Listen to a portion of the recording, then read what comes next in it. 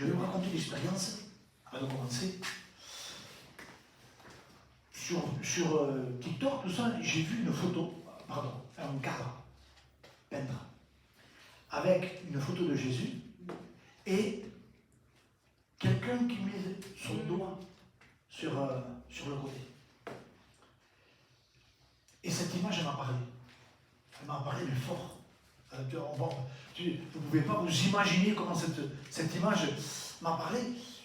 Elle m'a dit, tu as deux personnages, tu as Jésus et tu as Thomas, qui est l'incrédulité. D'accord? Et il lui fait voir son côté et sa main percée. Et quand Thomas met le doigt carrément dedans, il a pas mal Jésus. Il a pas mal. Tu vois? Et pareil dans la main. Alors Seigneur, qu'est-ce que tu me dis là, Seigneur? Il veut dire que si les hommes qui ne croient pas à ton salut, à ton côté, à ton cœur que tu as donné à Dieu, eh bien, ils vont vouloir te faire du mal. Mais comme toi, tu as revêtu Christ, Amen. La douleur, tu la sens plus. Amen. Même si pour eux, elle est ouverte, pour toi, elle est fermée. Amen. Amen. Et s'ils ne croyaient pas à ton salut, ils vont regarder ton travail, l'œuvre que tu fais. Ils ne croiront pas non plus. Mais comme toi, tu as revêtu Christ. Alléluia. Tu ne crains rien. Amen, alléluia. Et c'est pour ça que mettez-vous dans votre esprit, Seigneur. Voyez, c'est pour ça que dans les épîtres aux Éphésiens qu'on va lire, il met d'abord dans l'armure, d'abord la ceinture de vérité. Et le salut après. C'est pas logique. Si, c'est logique. Tu sais pourquoi? Parce que la ceinture de vérité sert à ceindre les rênes. Et les rênes dans la parole de Dieu, vous savez ce que c'est? C'est la conscience. Donc, si le sacrifice de Jésus ne tient pas ta conscience, c'est-à-dire que si tu ne demandes pas à Dieu de te renouveler la conscience, ton salut, il ne sert à rien. Parce que si tu ne sais pas que tu es né de nouveau, le salut, à quoi il sert? Il ne sert à rien. Amen? Ça, c'est une petite fenêtre que je dis. Nous allons lire, si je retrouve ma Bible, elle est là. Comme je vous avais demandé de lire Acte 19. Je vous avais demandé de lire Acte 19. Parce qu'on va voir un passage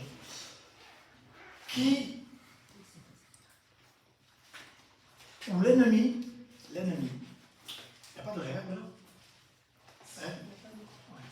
Où l'ennemi, si vous voulez, se sert de quelque chose que ça s'appelle la longévité. C'est à travers le temps que l'ennemi travaille. C'est pas de suite. Si tu es de suite, ben tu fais attention à tout. Tandis que si, justement, c'est long, tu as oublié de qui tu étais. Amen. Et là, on va le voir ensemble. On va le voir ensemble dans Acte 19. Et je vais lire d'abord Apocalypse. Apocalypse.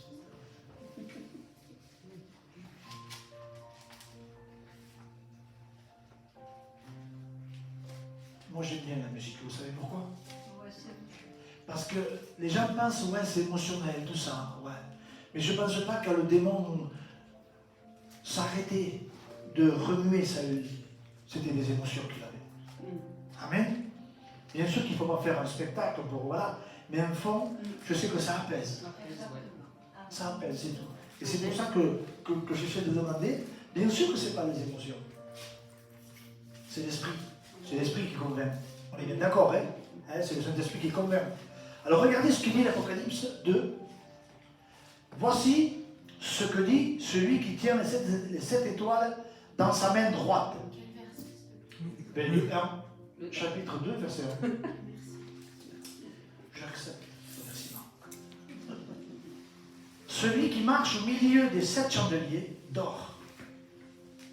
Je connais tes œuvres, ton travail et ta persévérance. Je sais que tu ne peux supporter les méchants, que tu as éprouvé ceux qui se disent apôtres et qui ne le sont pas, que tu les as trouvés menteurs, que tu as de la persévérance, que tu as souffert à cause de mon nom et que tu t'es point lassé.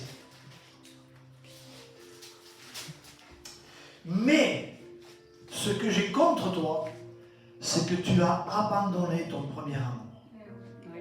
Souviens-toi d'où tu es tombé. Repens-toi et pratique tes premières œuvres, sinon je viendrai à toi et j'ôterai ton chandelier de sa place, à moins que tu ne te repentes. Alors, vous connaissez tous ce passage, et là on va voir dans Actes comment cette église a pris naissance. D'accord? Et là, je vais pas le lire parce que ce serait trop long, d'accord? Je vais juste vous l'expliquer un peu, quoi. D'accord? Amen. Alors, tout commence au chapitre 19 par Apollos. Apollos, lui, il a prêché l'évangile de Jésus, mais il ne connaissait pas le baptême du Saint-Esprit. C'est quand même fort, hein? C'est plus tard, quand il est parti à Corinthe, qu'un couple qui s'appelait Priscille et Aquilas, qui l'ont formé. Oui, Amen. Plus tard, Paul, on le voit dans Acte 19, il commence lui aussi à prêcher. Là. Et là, on commence, il rentre dans des synagogues, et là, il prêche pendant 3 mois. Et juste avant, il rencontre 12 disciples, qui leur dit, mais avez-vous reçu le Saint-Esprit? Vous connaissez le baptême? Ils ne connaissaient pas le baptême du Saint-Esprit. Donc, qu'est-ce que fait Paul? Il impose les mains, et ils reçoivent le baptême du Saint-Esprit. Amen.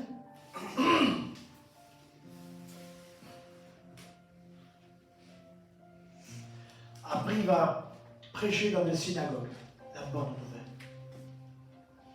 Mais on voit que dans ces synagogues-là, il voit qu'il y avait des personnes qui étaient réticentes de la parole de Dieu. Donc, il s'est séparé, il a pris ses 12 et il a prêché pendant 2 ans. Pardon. Il a prêché pendant 2 ans dans une école, chez Tyrannus qui s'appelait, pendant 2 ans. Et plein de miracles se faisaient à travers Paul. Même que ses mouchoirs, son linge, les gens touchaient et ils étaient guéris. Amen. Quelle puissance, Seigneur Jésus, c'était impressionnant. Mais quand les fils de Séba, qui étaient des fils de sacrificateurs, ont vu que des miracles il y avait, quoi, et bien ils ont voulu se servir du nom de Jésus. Il leur a dit, mais au nom de Jésus de Paul. Et là, ils prennent une rousse monumentale. Une rousse monumentale. Et là, qu'est-ce qu'on voit? Que là, tout le peuple d'Éphèse commence à avoir peur. Ils ont la crainte. Et c'est pour cela que, une fois qu'ils ont la crainte de Dieu, amen, tu sais ce qu'ils ont fait? Ils ont reconnu que c'était le Dieu vivant et véritable. Alors, comme c'était une ville, Éphèse, qui avait beaucoup de magie noire et de sciences occultes, ils ont pris tous leurs livres et ils les ont brûlés. Et il y en avait pour une valeur de 50 000 pièces d'argent, si je me souviens exact. Voilà, 50 000 pièces d'argent. Et c'est cette ville qui était dominée par une déesse qui s'appelait Artémis. Vous me suivez? Mais là, on voit une seule chose. Regardez, je vais le lire avec vous.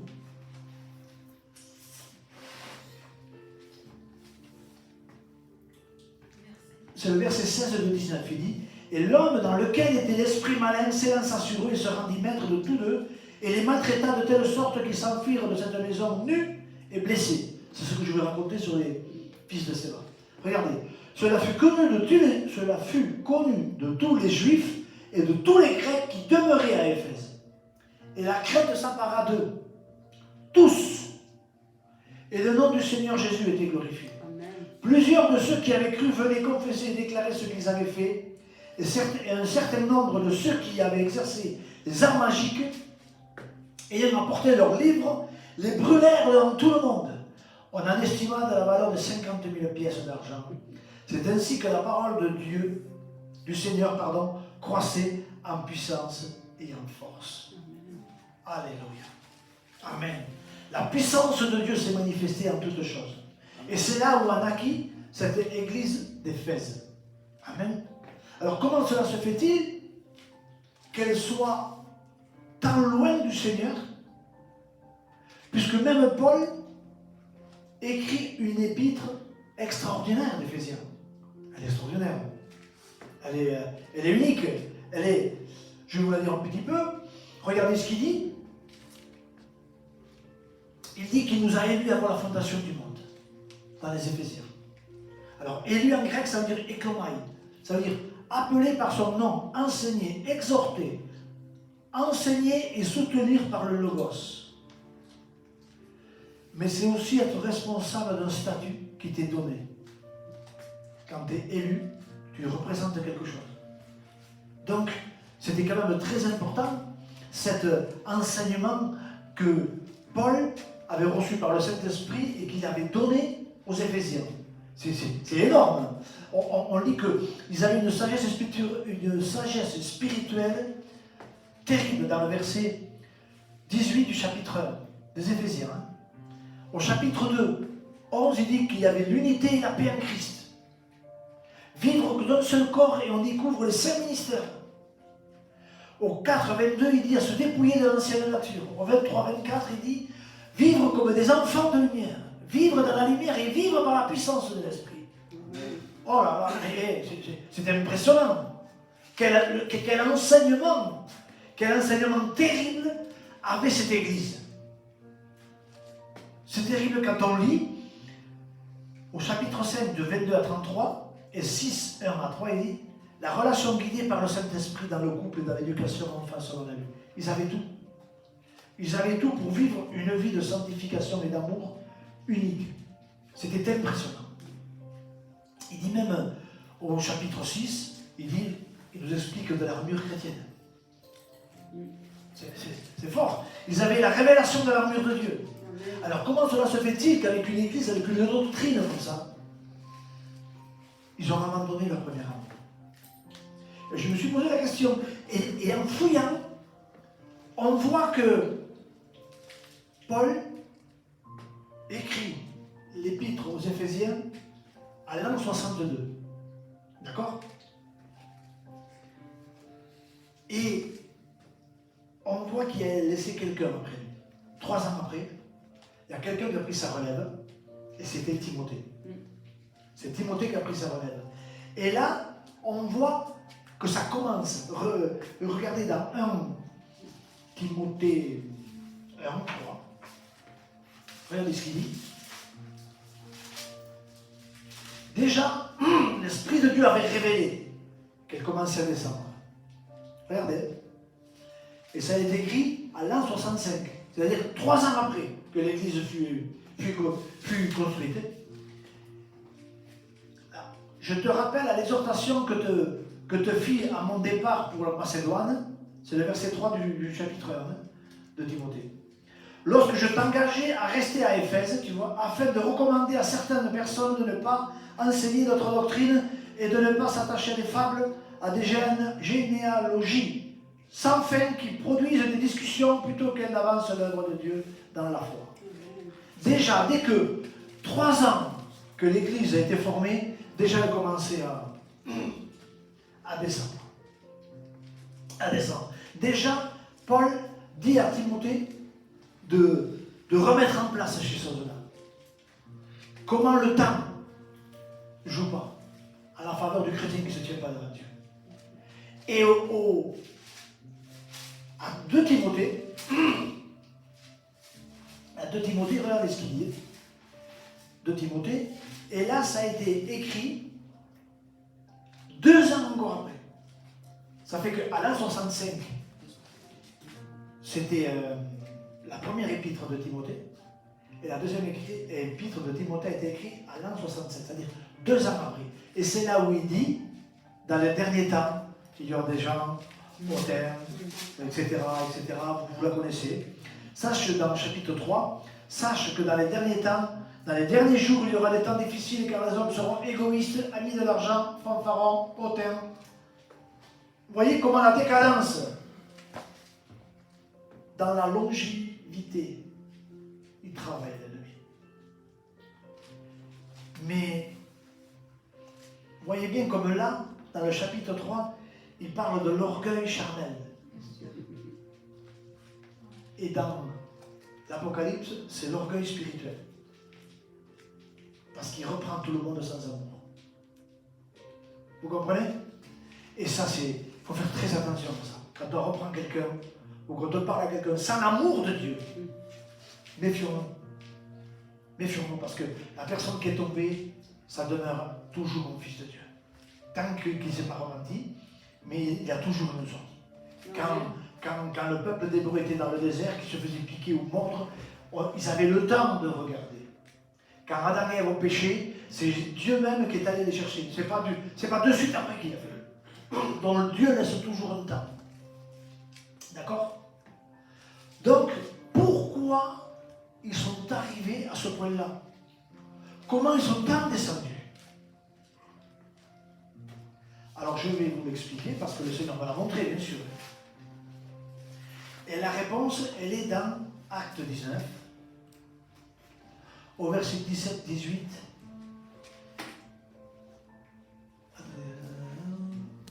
Voilà. Et alors je vous le lis.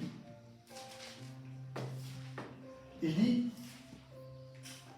cela fut connu de tous les Juifs et de tous les Grecs qui demeuraient à Éphèse. La crainte s'empara d'eux, tous, et le nom du Seigneur Jésus était glorifié.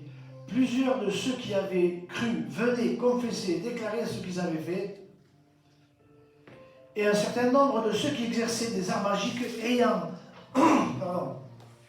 apporté leurs livres, les brûlèrent devant tout le monde et en un estimant d'une valeur de 50 000 de pièces d'argent. Qu'est-ce qu'il m'a montré le Seigneur? C'est qu'au début de leur conversion, ils vivaient dans le dépouillement, dans la confession et dans la crainte. Ils vivaient d'abord dans la crainte, dans la confession et le dépouillement. Amen. Donc, comme je vous avais dit la dernière fois, le dépouillement, c'est primordial pour une vie chrétienne. Si on ne se dépouille pas, on n'avance pas. Si on garde des choses du monde qui sont dans le monde qui nous plaisent, on n'avance pas. N'essayez pas. N'essayez pas. Regardez, je crois qu'il s'est passé 6 ou 7 ans. 6 ou 7 ans. Mais Jean a écrit l'Apocalypse 35 ans après. 35 ans après, il a écrit l'Apocalypse. Et donc il parle d'Éphèse. Vous avez vu comment l'ennemi a placé ses pions comme il fallait doucement. C'est pour ça qu'on doit vivre dans la confession, dans le dépouillement et dans la crainte de Dieu. Amen. On doit mener une vie comme ça. Vous comprenez? Parce que comme je vous ai dit, Jean a reçu la révélation 35 ans après. Il y a même autre chose aussi. Mais comme ça, on n'en parlera pas aujourd'hui. Parce que quand il a reçu la révélation, Jean, c'était 35 ans ou 40 ans après. Ce n'était pas la même génération qui avait reçu la même. C'est à nous, aux parents, à inculquer les bonnes choses aux enfants. Alléluia. Parce que si nous, on n'inculque pas les bonnes choses aux enfants, ils finissent mal. Moi, je vous raconte un témoignage. J'avais un cousin à moi qui habite pas loin de chez moi. Et il y a un moment de cela. Et je voulais m'occuper de ce jeune, qui était un grand amateur de guitare. C'était un bon guitariste, réellement, mais il se cherchait. Et je vais voir son père et je lui dis, écoute-moi, mon frère, j'ai envie de m'occuper de ton fils parce que je vois qu'il se cherche et tout ça. Sa réponse, vous savez laquelle ça a été? Je t'ai dit, Fabrice, pour mourir. Non, on est assis dans le tard. Laisse-le profiter. Il viendra plus tard à la réunion. C'est un drogué. Seigneur Jésus, pardon. Il n'arrive plus à s'en sortir. Il est perdu totalement. Il ne sait plus où il en est. Alors, à nous les parents, inculquons, éduquons. Pas, ne forçons pas. Non. Mais éduquons nos enfants selon la parole de Dieu. Dis-leur que quand ils sont là et qu'ils ont des habits, tu vois, c'est parce que moi j'ai prié et que toi tu les as habillés. Si ce soir tu as dormi et que tu t'es réveillé, c'est parce que moi j'ai prié mon Dieu pour qu'il te garde. Amen. Donne-leur toujours une parole de Dieu. Parce que plus tard, vous voyez comme ils deviennent? Le diable prend la relève, et ils deviennent des religieux. Tu n'as pas le droit, hein? Tu n'as pas le droit de faire ci, tu n'as pas le droit de faire ça. Ah non, ça, stop, tu ne peux pas. Apprenons à éduquer nos enfants selon de ce qui est écrit. Nos amis qui sont autour aussi. Faisons attention comment nous parlons. Nous sommes une lumière. Vous savez, nos enfants, nos amis, ils ne nous jugent pas quand on parle. Hein. Ils nous jugent quand ils nous voient. C'est quand ils nous voient qu'ils nous jugent. C'est pas quand on parle, parce qu'on peut être les plus grands vendeurs de voitures du monde. Mais par contre, de la façon que tu te lèves le matin, que tu prends ta Bible, que tu lis, que tu cherches Dieu. Mais ça, lui, inconsciemment, la semence de Dieu est rentrée dans son cœur. Amen. Bien sûr, si ici tu es là et que tu cherches Dieu et que chez toi, tu as des vilaines paroles qui sortent, des choses mauvaises, tu lui parles mal, tu lui dis des vilains mots. Bon, c'est pas grave, c'est mon fils. Non, l'Esprit de Dieu s'en sert. Et combien il y en a que je connais que, à cause de ça, les enfants ont reçu des liens. Parce que pour eux, c'est normal de dire ça après. C'est normal, le père et la mère le disent. Ah, mais non, c'est pas grave. Hein. Mais non, on ne l'a pas volé, on a fait ça. C'est rien. Ah, c'est rien. L'ennemi lui a fait voir gros comme une maison. Regarde, tu vois, il dit chrétien et il vole un bonbon. Faisons attention, nous sommes une lumière. Ça ne parle pas une lumière. Ça ne parle pas, ça ne fait pas de bruit. Ça éclaire. Amen. Alors, voilà ce que nous devons faire très attention. Pensons à nous dépouiller, avoir cette crainte. Et la crainte, vous savez comment on l'obtient? La crainte. Je vous le dis. Je l'ai, parce que je l'ai marqué, bien sûr. C'est tout, parce qu'autrement, je ne pourrais pas vous le dire.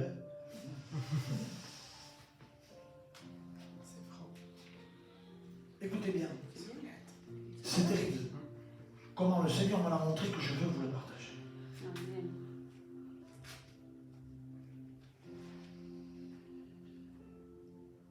Alors, la crainte consiste à avoir une attitude de respect et de soumission afin de se dépouiller. Ce qui veut dire que quand avoir crainte, ça veut dire de ne pas avoir peur. C'est pas ça. C'est je ne vais pas me comporter n'importe comment devant quelqu'un où ça puisse lui faire du mal. Vous me saisissez? Et alors Seigneur, mais comment je dois faire, Seigneur, pour plus te faire du mal, Seigneur, et comment je dois faire pour me dépouiller? Quelle est la solution? Parce que nous dépouiller, tout seul tu ne peux pas. J'entends souvent dire, Dieu m'a enlevé la cigarette. Hein. Excusez-moi pour ceux qui fument, je prends toujours cet exemple. Dieu m'a enlevé la cigarette. Hein. Tu prends 25 kilos, mon frère. C'est pas Dieu qui t'a enlevé la cigarette. C'est pas vrai. C'est pas vrai. Si tu fais 70 kilos et tu t'enlèves la cigarette et que tu fais 110, c'est pas Dieu qui t'a enlevé la cigarette. Non, tu as changé le lien de la cigarette pour celui du frigo. Voilà, c'est tout. Vous comprenez ce que je veux dire? On a besoin de Dieu. Et pour demander la crainte, regardez ce qu'il faut faire. Il faut qu'on fasse confiance en sa sagesse. Mais d'abord, la confiance, c'est dans Deutéronome 10:16, c'est de circoncire notre cœur avec lui. Arrêtons de travailler tout seul. Mais disons à Dieu, Seigneur, je veux faire alliance avec toi. Je veux faire plus que. plus qu'un. Et une fois que tu as ça, et que moi j'ai ça, je dépends totalement de lui. Si je fais quelque chose, je lui en parle. Et ce que nous devons demander à Dieu, la première des choses, quand tu as fait alliance avec lui, qu'il te donne la sagesse. Parce que la sagesse, c'est un arbre de vie, dit le Proverbe 13. C'est un arbre de vie. La sagesse, c'est un arbre de vie. C'est que tu es toujours sur tes gardes. Tu vois? Et tu dis non, attends. Et l'arbre de vie, vous savez qui c'est Jésus. Donc, si vous demandez au Saint-Esprit de venir vous aider pour vous faire alliance avec Dieu, et de demander justement que Jésus vienne s'ancrer, avoir ses sentiments, la crainte va commencer à grandir dans notre cœur. Amen. Amen. Et c'est comme ça qu'on va faire. Et il faut demander la sagesse sans reproche. Jacques le dit. Demandez-la et croyez que vous l'avez reçue. C'est comme ça le processus qu'on doit faire. Pour pas justement, à travers le temps, on se fasse manger les pieds par l'ennemi. D'accord? Vous me suivez? Amen. Et si vous voulez, quand tu as commencé à faire alliance avec lui, ben, l'Esprit de Dieu là, te prend et en demandant la sagesse, Seigneur, que c'est un arbre de vie dans Proverbe 3,13. Eh bien, tu commences à voir la nature de Dieu en toi. Parce que tu as fait alliance avec lui. Tu vois? Et en demandant cette sagesse-là, quelle est cette image? C'est l'image que je dis toujours, c'est la vie du couple. Amen. Alliance. D'accord? Au début du mariage, quand tu as dit oui, toujours tu as fait alliance, mais tu gardes tes copains et tes loisirs pour toi. On ne touche pas les loisirs, hein? Parce que tu veux dominer sur la femme et la femme veut dominer sur toi. Moi, mes copines, c'est mes copines. Hein? Voilà. J'ai des moments avec eux, il ne faut pas. Ceux-là, il ne faut pas me les sortir. C'est bon hein, de sortir, hein, dans cette vision-là. Ouais. Mais où je veux en venir, spirituellement, où je veux en venir, c'est que plus tu vas avoir d'intimité avec ton mari, moins tes copains qui vont aller te voir. Parce que c'est là où tu vas te trouver le mieux. Au début, même tu vas partir avec lui, aller faire des soirées à droite, à gauche, à gauche, à droite, et après, ça va te fatiguer ces choses-là. Et qu'est-ce que tu vas faire? Eh bien, on va se mettre sur la télé, on va se regarder une émission, enfin tout ce que vous voulez, mais d'être ensemble. D'accord? Et c'est ce que produit cette alliance-là. Cette alliance-là, par le Saint-Esprit, elle va vous permettre réellement d'avoir une union complète avec lui, de faire plus comme avec lui, d'avoir ses sentiments avec lui. Et là, tu vas commencer à te dépouiller. Amen.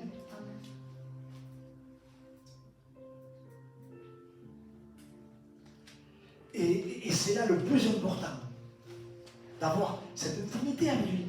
Parce que si tu l'as pas, si tu veux, c'est comme j'avais prêché une fois il y a longtemps, que ça avait plu justement à ma soeur Anna. Faute de bois, le feu s'éteint. Si tu ne te rappelles pas dont Dieu t'a sorti. Moi je vais parler clairement. Sans Dieu, tu étais sous la malédiction de Dieu. Ouais.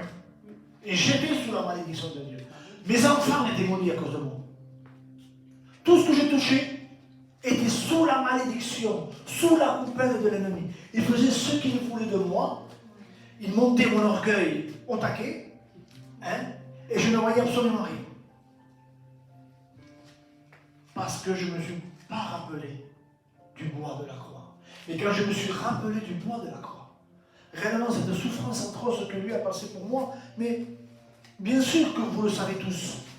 Le problème, il faut que ce soit le Saint-Esprit qui nous le révèle. Parce que, qui ne connaît pas Gethsémane, Jérusalem, Golgotha, on l'a parlé tellement de fois que c'est une histoire. Mais c'est réel. Et ça, on ne se rend pas compte que c'est réel. On ne se rend pas compte que Jésus réellement a existé. Vous comprenez? Et il n'y a que lui. Alléluia. Il n'y a que lui qui peut nous permettre de faire alliance avec Dieu. Amen. Et de pouvoir avoir les sentiments qui étaient en lui. Amen. Il n'y a que lui qui peut nous unir avec Dieu, de faire plus qu'un avec Dieu. Mais vous vous rendez compte? Père, que je sois comme toi et lui. Seigneur, mais c'est impressionnant. Il n'y a pas. C'est pour ça qu'il va se permettre de dire, soyez parfaits. Pourquoi? Parce que tu es en moi. Dans mon nom, dans mon ADN, dans ma vie. Vous me comprenez ou pas? Hein? Et le dépouillement, comment il faut le faire? Là, on a vu la crainte. Maintenant, le dépouillement, comment ça marche?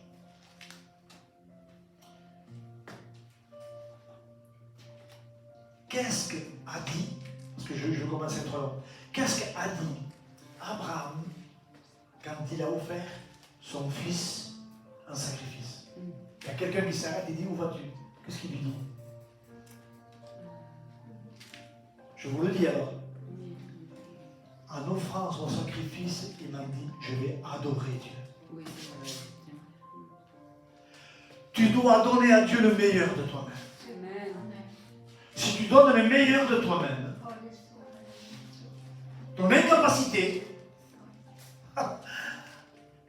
le bélier va te trouver. Amen. Et il est devenu le Père de la foi. Donc, donne le meilleur de toi-même. C'est-à-dire ton moi, ta capacité, tout. L'ennemi va te tromper en disant, oh, c'est bon, je vais y arriver. Je vais m'en sortir.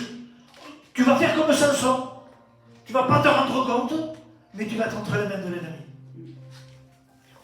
Donc, pour le dépouillement, offre ton corps en sacrifice. Parce que c'est ça toujours qui te pousse. C'est ça qui te pousse à pécher. C'est ça qu'on veut pas qu'on parle bio, un peu plus haut que toi. Moi, je veux pas. Si moi je parle là, toi je veux pas que tu parles là. Hein?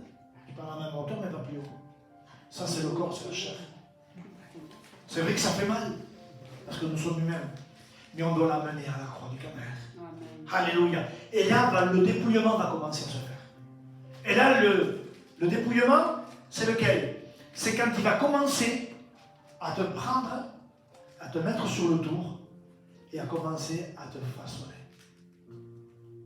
Voilà à quoi ça le dépouillement. Vous me suivez ou pas? Amen. Alors, voilà à quoi nous sommes appelés. Ça va faire alliance avec lui. Une fois que tu fais alliance avec lui, tu ne deviens plus qu'une même plante avec lui. Donc tu as ses sentiments, tu as sa vie. Donc tu veux plaire à Dieu. Parce que c'est tes gènes, c'est ton ADN. D'accord? Et le dépouillement, c'est quoi?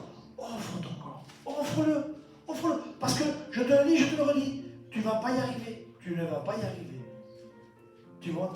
Et il y a aussi un moment, tu vois, et ça je voudrais le lire. Dans Zacharie 11,7, il dit, écoutez ça, écoutez, c'est magnifique. C'est magnifique parce que même en étant sous la loi, regardez ce qu'il dit, Zacharie 11,7.